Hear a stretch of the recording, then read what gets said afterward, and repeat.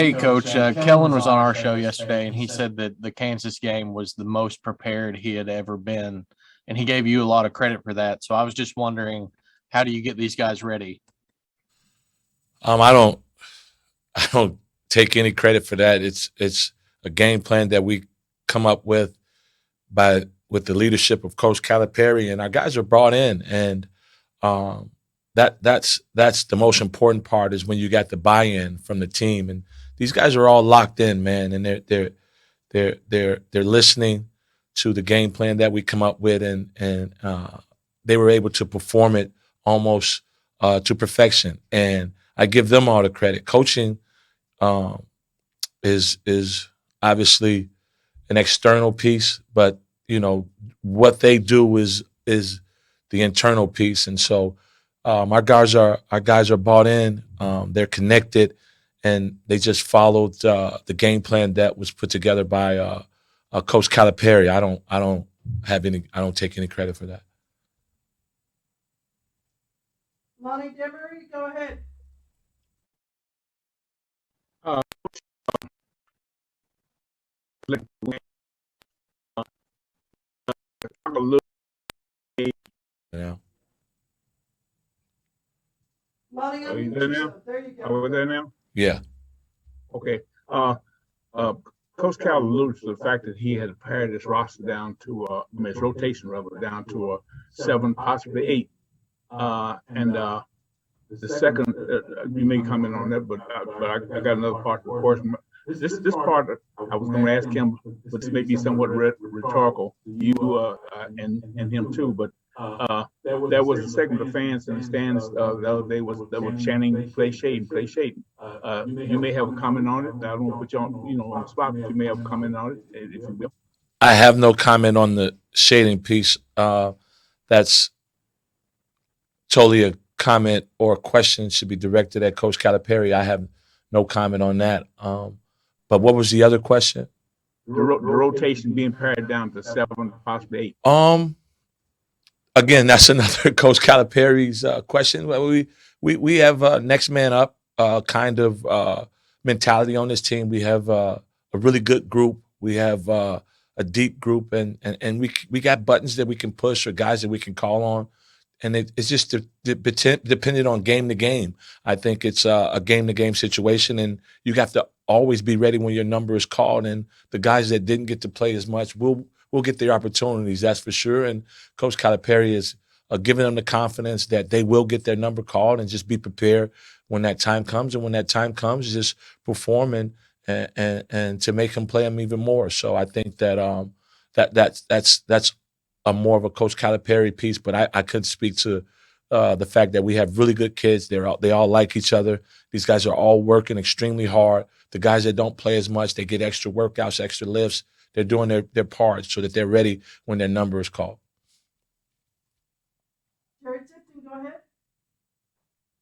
Yeah, Chin, on Cal's radio show, he said with all the praise produced by the win at Kansas, he doesn't want the guys to get full of themselves. You know what I mean? Keep working. How susceptible do you think these guys are to, feeling like they've arrived and that's it? Personally, text a couple of guys right after and yesterday, just so that we can defend against any letdowns. Because here's what I've said to those guys is that we didn't come this far just to come this far, right? We came this far to go further. So we got a veteran group, and we got some guys who can help our locker room keep the main thing, and that's to get better every game and to play at a high level every game, no matter who the opponent is, because we know that we're going to get everybody's best shot, and so we're going to defend against having any letdown, and Coach Calipari is not going to let that happen. Let's be clear. So we'll be fine. We're going to compete at a high level, no matter who it is, and the next important game is the Vanderbilt game, and we're going to play them like it's any other game. And I wanted to ask you, I think Coach Cal said, I couldn't tell if he was kidding or not, that your responsibility along with the players is to warn Sabir of a back screen. he'd even let you get a technical. That would be fine, rather than Sabir hurt. Yeah. What is your role in that? I think that because I got a loud voice, and I wear glasses so that I can identify when there's a back screen or a smack opportunity about to happen to Xavier. So because I have a loud voice, I have to.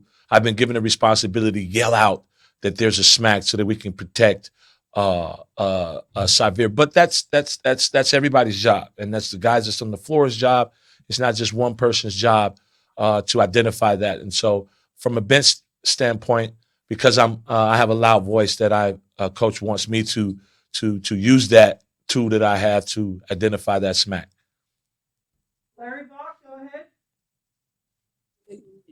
Yeah, Chin, just wondering, the team played so well at Kansas, but you as a coach, what kind of ceiling do you still see? What's still out there that this team can do that we still haven't seen yet, in your opinion? It's the pursuit of perfection. There's never been a perfect game played, but I think that we coach from a standpoint where the glass is half full, and we're always trying to fill it.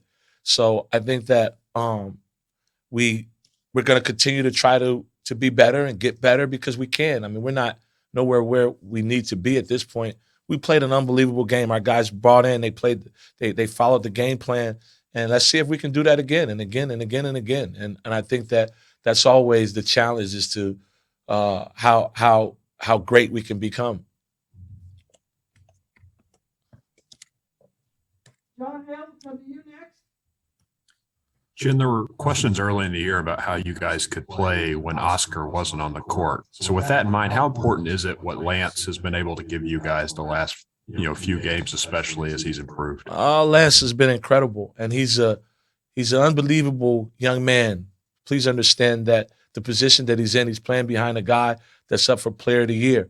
And so we talk about that, being ready when your number is called. No one has done that to the level that Lance has done. And to be quite honest, he's continued to get extra work in the gym. He's always in the gym. He's always a selfless guy. He's the biggest cheerleader for everybody else. And I talked to Lance, and I told him that his time will come. He's going to be a big piece to help us being great. And he's doing amazing, man. And I'm so happy for him, because he could have folded. He could have went in the tank and pouted and listened to the clutter, but he's been a man, and he's doing an unbelievable job. And we're happy to have Lance, and he's going to help us a lot. John Wong, go ahead. And Coach Calipari said on his radio show that this team has never had a bad practice. Knowing him, I can't tell whether that's just coach speak or not, but how does these practices compare to maybe some of the ones that you've had at other schools that you've been to? What makes it so good? I think it's because of our locker room. You got to have your locker room won before you can win basketball games. And so we've won the locker room piece. Our guys all like each other. They like being around each other. They like competing against each other.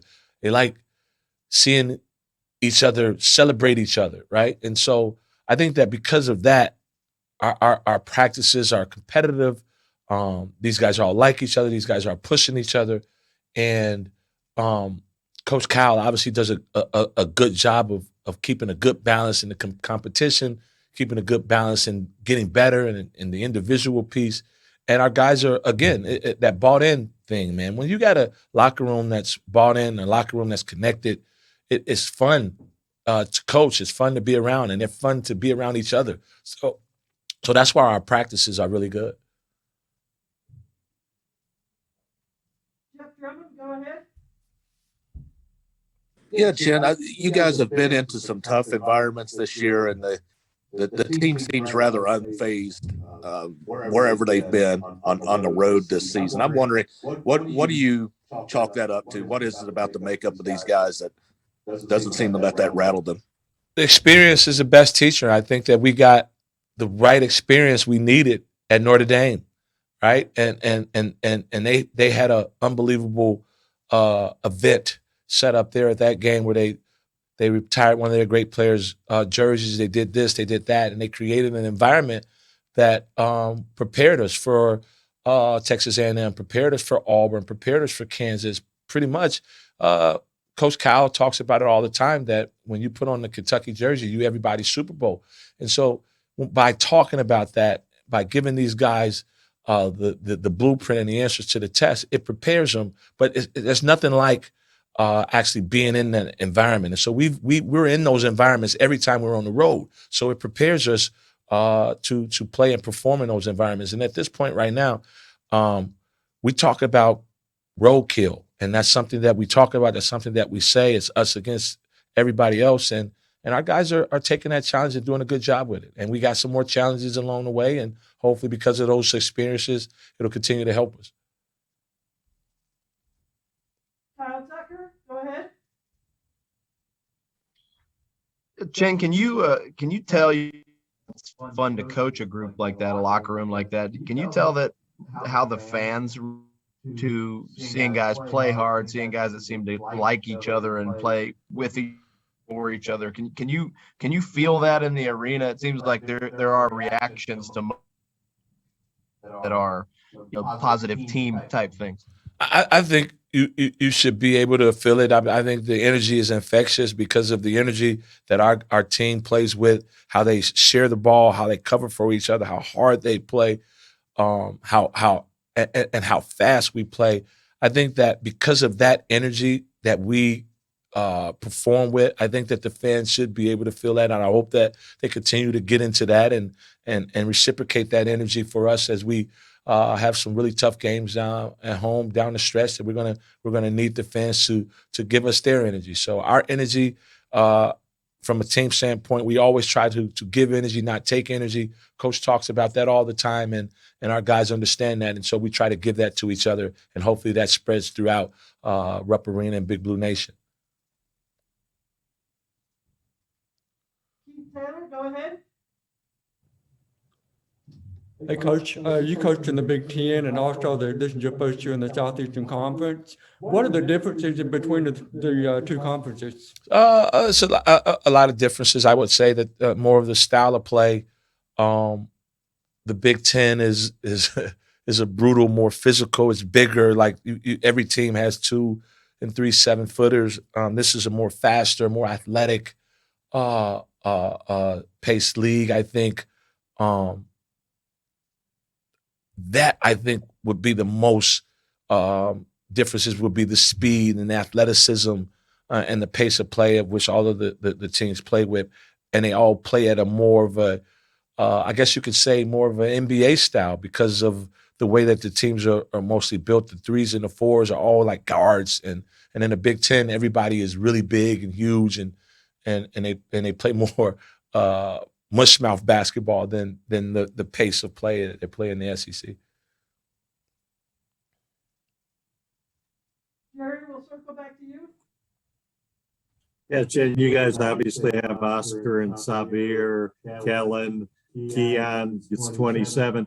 How big of a challenge is that for the opponents to set a defense when you got so many guys that are capable of scoring? We hope that it's a big challenge. We hope that they have nightmares before they play us with the fact that we got, so many guys that are capable and it's hard to scout against. On most teams, you can put a few guys at the top of the scouting report and then you can worry about the relevant guys and try to keep the irrelevant guys irrelevant. But hopefully for us, because we have so many guys that are capable of impacting the game, that is tough for teams. You want to be a team that is hard to scout, a team that is hard to guard and hard to take away this guy, that guy, this play, that play. So I hope that, it's kind of hard for guys, but there's a lot of good coaches in this league. And so I'm sure that teams are devising schemes to play against us. And our job is to just follow our game plan and keep doing what we're doing and keep sharing the basketball, keep trying to elevate one another. And that's all Coach Calipari talks about. And what challenge does Vandy give your all's defense? Well, they had a kid that got 30 points on us last time we played him. So first and foremost, he's at the top of our scouting report. We got to do a better job with him also trying to continue to duplicate what we did with the other guys. But you can't let guys get 30 points. I think that a guy like him that gives you a chance that can beat you. When you got a guy that can beat you, you got to try to stop that particular person or player from beating you. So they play a small kind of ball, which puts at a disadvantage of multiple guys that can handle, multiple guys that can make plays. So their record is better on the road than it is at home. So we understand that. We know that they're a better team away from their building. And so I'm sure they're going to come in here with some confidence to know that they can win on the road. And we have to make sure that we do a good job of taking away probably an all-league guard. And he's got some other guys to go along with him. The first time we played him, Chapman didn't play.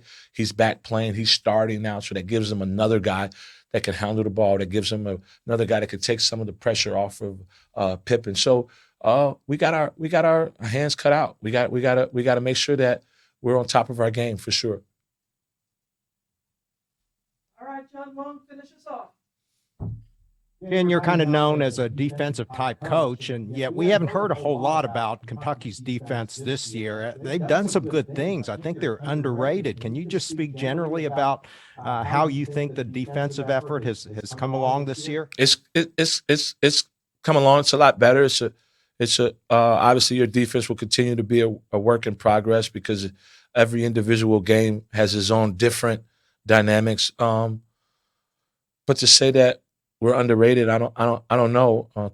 Coach Calipari's Kentucky defensive team right now is top 20 in the country. So we're still striving to be a top 10. So there's still room for us to grow. We're not the best defensive team in the country, but we're striving to be. So Coach Cal's got us working on being better defensively every single day. So.